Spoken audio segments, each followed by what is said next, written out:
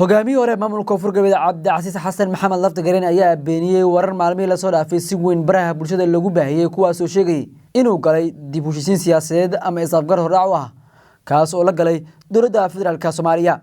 hogaamiye hore maamulka koonfur galbeed Cabdicasiis Laftagareen oo haatan dibad joog ah kuna sugan dalka Kenya ayaa waxa uu war-saxaafo u saaray waxa uu ku sheegay in wararkaasi ay yihiin kuwa aan sir raatoon lahayn isla markaana aan ka turjumin mowqifka rasmiga ah ee hogaamiyaha. waxa uu xafiiska shacabka ugu baaqay inay ka feejignaadaan xogaha aan la hubin ee lagu baahinayo baraha bulshada ayna ku kalsoonaadaan wararka soo baxaya ilaha rasmiga ah. war-saxaafadeedka uu soo saaray hogaamiyihii hore koonfur galbeed Cabdicasiis Xasan Maxamed Laftagareen oo haatan dibad joog ah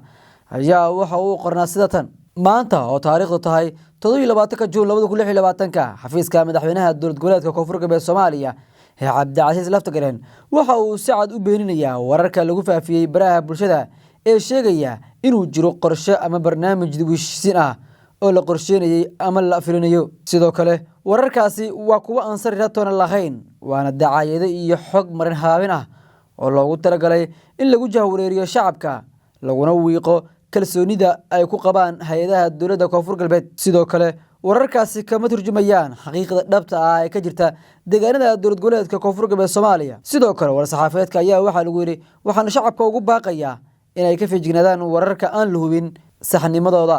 isla markaana ay ku kalsoonaadaan oo kaliya warka iyo go'aansiyada rasmiga ah ee ka soo baxa xafiiska madaxweynaha iyo sidoo kale hay'adaha rasmiga ah ay qusayso arrintaasi. faafinta wararka aan xaqiiqada ku saleysnayn waxay horseedi kartaa jahwareer iyo marin haabin bulshada dhexdeeda ah. sidaa darteed waxaan ku boorinayaa dhammaan dadka isticmaala baraha bulshada inay xaqiijiyaan xog kasta ka hor inta aysan faafin.